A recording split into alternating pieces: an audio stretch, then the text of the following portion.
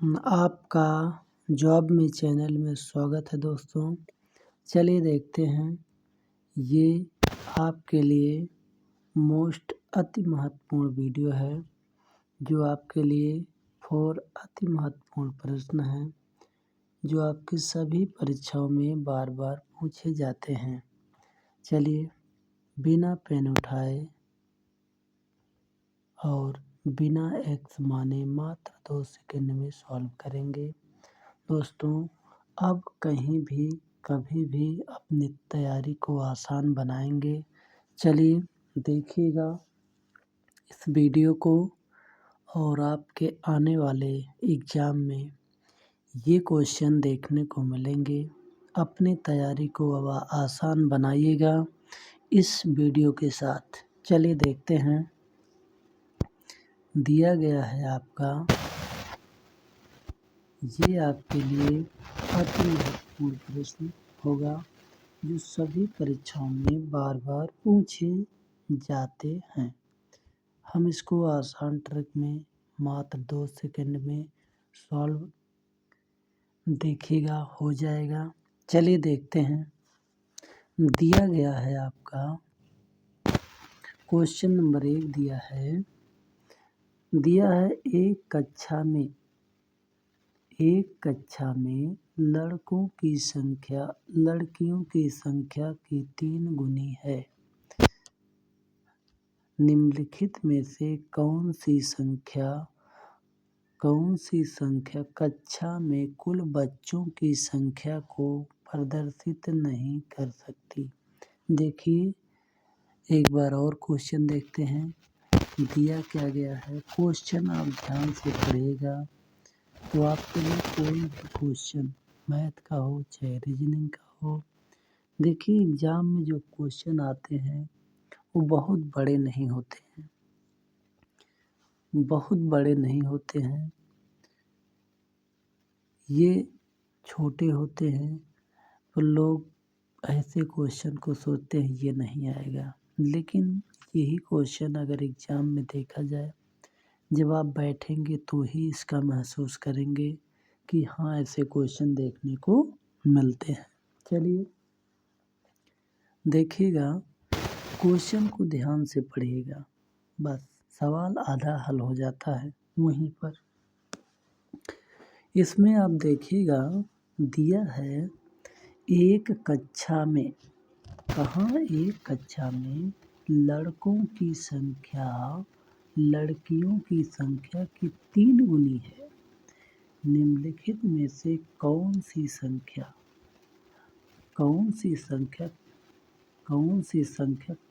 कक्षा में कुल बच्चों की संख्या को प्रदर्शित नहीं कर सकती?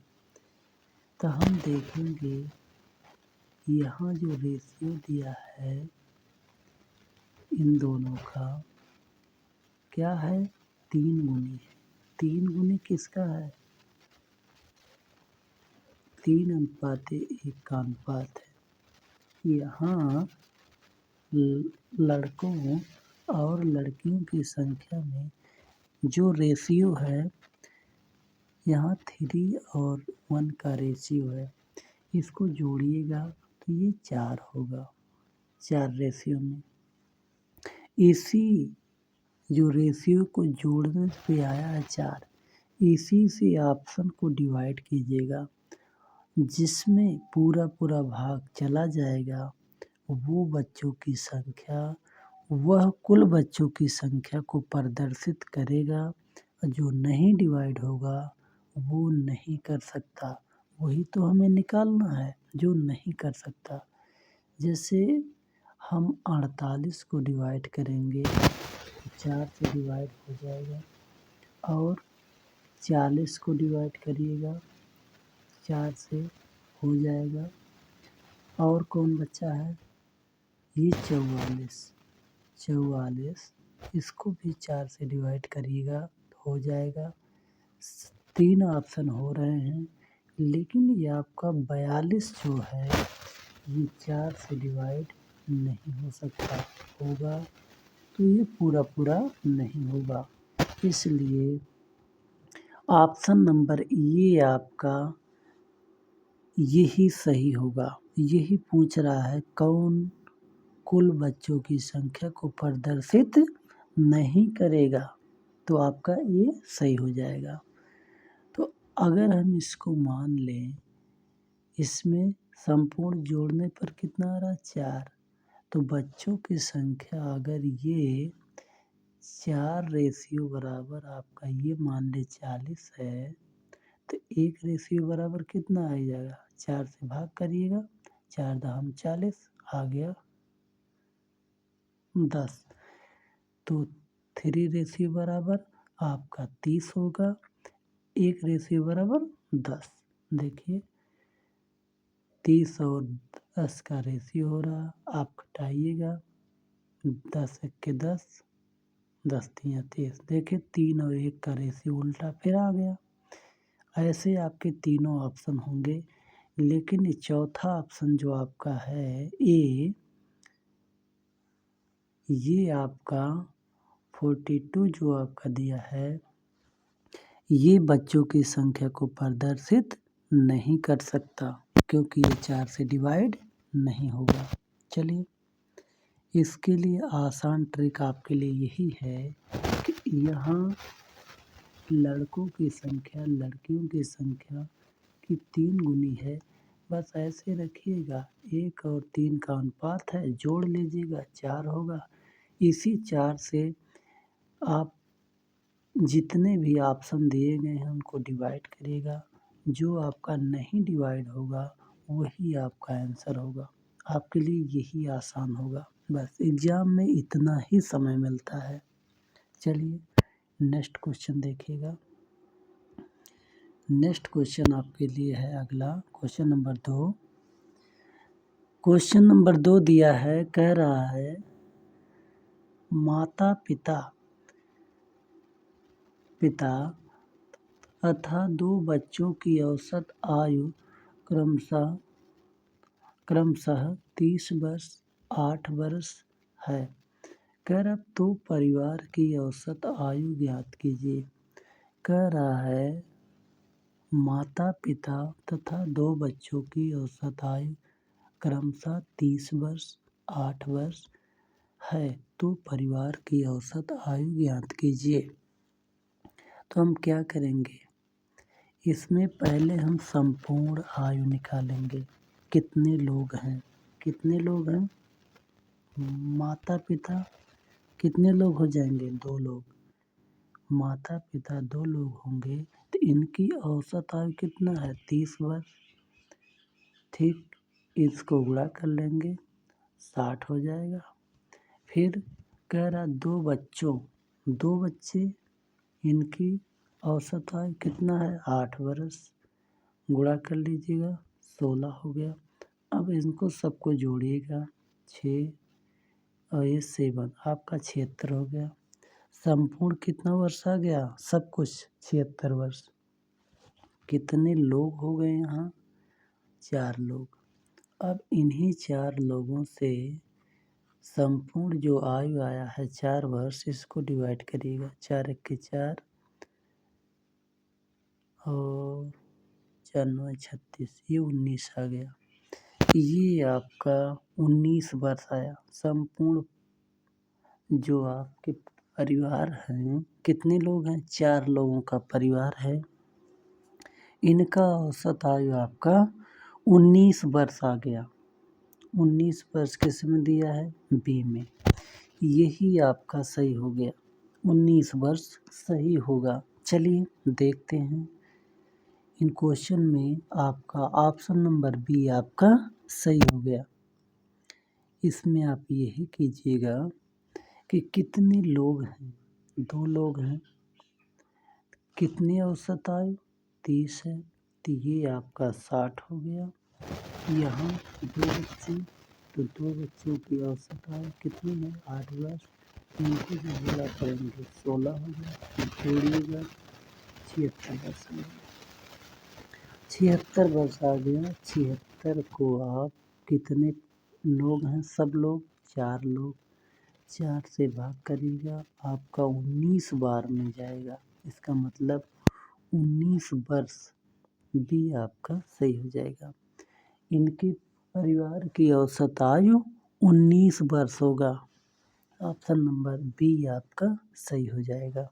चलिए, हम आशा करते हैं आपको क्वेश्चन समझ में आ रहा होगा। चलिए नेक्स्ट क्वेश्चन की ओर चलते हैं।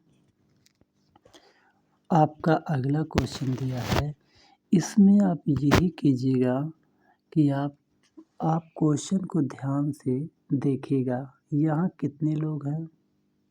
माता पिता 2 लोग, यहाँ 2 आपके बच्चे हैं, ठीक। इनके 2 यहाँ बच्चे हैं, तो 2 लोग ये हो गए, 2 इनके बच्चे, 4 लोग। 4 लोगों से आप संपूर्ण आयु जो आपने निकाला 76 वर्ष, इसको डिवाइड कर दीजिएगा तो आपका 19 वर्ष आएगा। चलिए अगला क्वेश्चन देखते हैं। अगला क्वेश्चन आपका दिया गया है, कह रहा है, आपसे कह रहा है एक छात्र को परीक्षा में उत्तीर्ण होने के लिए 40% अंक लाने थे। कितना? 40%। उसने 133 अंक लाए, वह 67 अंक से अनुत्तीर्ण घोषित किया गया, तो कुल पूर्णांक कितने थे? आपसे यही पूछ रहा है कि किसी परीक्षा को उत्तीर्ण करने के लिए छात्र को कितना अंक लाने थे? 40% अंक लाने थे। उसने कितना अंक लाया? 133 अंक लाया। कितने अंक से फेल हो गया? 67 अंक। अगर वो 67 अंक और मिल जाता, उसको हम जोड़ दें तो कितना पाता? 40% संपूर्ण अंक उत्तीर्ण होने के लिए। वो फेल कितने से हुआ? 67 अंक से। तो उसे उत्तीर्ण होने के लिए कितना चाहिए? 40%। अगर वो 133 अंक उसको मिला है, 67 अंक और मिल जाते तो वो 40% के इक्वल हो जाता। यानी 40% बराबर हो जाएगा आपका, कितना होगा? जोड़िएगा, 7 3 10 6 3 9 1 10, ये 200 अंक होगा। तो 1% अंक बराबर कितना होगा? 1% अंक बराबर होगा आपका 200/40। कटाइएगा, ठीक। तो ये आपका 200 अंक होगा। तो 0 से 0 कटा, 4 25 20, ये 5 अंक आ गया, ठीक है। 1% बराबर 5 अंक। तो आपका पूर्णांक जो होता है वो 100% होता है। 100 में गुणा करिएगा, 100% बराबर 5 से, तो आपका 500 आएगा। इसका मतलब पूर्णांक कितना था? 500। कहाँ है? ए में। ऑप्शन नंबर ये आपका सही हो जाएगा। उस परीक्षा का पूर्णांक कितना था? 500। ऑप्शन नंबर ये सही हो जाएगा। आप यही कीजिएगा ध्यान से कि एक छात्र को परीक्षा में उत्तीर्ण होने के लिए 40% अंक लाने थे। 40%। उसने 133 अंक लाए तथा वह 67 अंक से अनुत्तीर्ण घोषित किया गया, तो कुल पूर्णांक कितने थे? वो 40% अंक लाना था उसको, लाया कितना? 133। वो 40% के बराबर थोड़ी अंक लाया है। ये जो लाया है, इसको 67 अंक और आप दे दोगे तो ये उत्तीर्ण हो जाएगा। उत्तीर्ण हो जाएगा तो 40% के बराबर अंक हो जाएगा। तो यही बराबर है आपके 200 अंक के 40% बराबर, ठीक। और 1% बराबर जब आप निकालेंगे तो 200/40 होगा, आपका कटेगा तो 5 आएगा, यानी 1% बराबर 5 अंक। तो आपकी परीक्षा का जो पूर्णांक होता है वो 100% होता है। 100% बराबर निकालिएगा जब 1% बराबर 5 अंक, तो 100% बराबर कितना होगा, तो आपका 500 हो जाएगा, ठीक। ऑप्शन नंबर आपके ए सही हो जाएंगे। चलिए अगला क्वेश्चन देखिएगा दोस्तों, ये आपको समझ में आ रहा होगा तो ध्यान से देखिएगा, आपसे अब कोई भी क्वेश्चन नहीं छूटेगा। अगर आपको मैथ 0 से सीखना है, नहीं भी आता है, तो आपसे एग्ज़ाम मुझे आशा है नहीं छूटेगा क्वेश्चन, क्योंकि इतनी आसान भाषा और इतने इम्पोर्टेंट क्वेश्चन से सफलता निश्चित होती है। चलिए देखिएगा, दिया गया क्वेश्चन नंबर 4, ये अगले वीडियो में ये क्वेश्चन आपको समझ में नहीं आया होगा। चलिए देखिएगा, दिया है क्वेश्चन नंबर 4, कह रहा है कुछ धन 2 वर्षों में साधारण ब्याज की दर से 2240 तथा 5 वर्ष में 2600 हो जाता है। धन कितना था, आपसे पी पूछ रहा है, यानी मूलधन पूछ रहा है। तो हम क्या करेंगे, आसान ट्रिक में हल करने के लिए हम यहाँ फार्मूला नहीं लगाएंगे कि मूलधन गुणे दर गुणे समय बटे 100, ये तो फार्मूला है इसका, इस पे भी आएगा लेकिन समय ज़्यादा लगेगा, इसलिए इस ट्रिक का उपयोग नहीं कीजिएगा तो ही अच्छा होगा। तो यहाँ देखिए 2 वर्ष 5 वर्ष, इसका अगर अंतर निकालेंगे कितना आएगा, 3 वर्ष। तो अगर इसको घटाएंगे 2600 माइनस 2240, इसको घटाइएगा 0 6 और ये कितना होगा, यहाँ से 1 5 बचा, 3 बचा, 360 हुआ, 360 हुआ। ये 3 वर्ष में कितना आपका बढ़ा, 360। 3 वर्ष में 360 रुपये क्या हुआ, इसको मिला इंटरेस्ट। तो 1 वर्ष में कितना मिलेगा, 360/30, ये होगा 120 आएगा। इसको कटाइएगा, 3 1 के 3, 3 दूनी 6, 3 0 0, 120 आया। 120 रुपये 1 साल का इंटरेस्ट हुआ। तो यहाँ 2 वर्ष में इतना हुआ, तो 2 वर्ष का कितना हो जाएगा ब्याज, 240 हो जाएगा। इसमें लिखा क्या है, 2240, यानी 2 वर्ष का इसका इंटरेस्ट 240 होगा। तो जब इसको घटाइएगा 240 को, बचेगा 2000, यानी 2000 यही आपका मूलधन हो जाएगा, यही आपका मूलधन होगा 2000। यही प्रिंसिपल आपका जो पी होगा मूलधन आपका, वही पूछ रहा है कि वही आपसे पूछा है मूलधन, मूलधन ही पूछा है, तो आपका 2000 होगा। ऑप्शन नंबर ये आपका सही हो जाएगा। चलिए यहाँ आपको ध्यान में यही देखना है कि इसमें 2 वर्ष में कितना हो रहा है, 2240, और 3 वर्ष में कितना हो रहा है, 2600।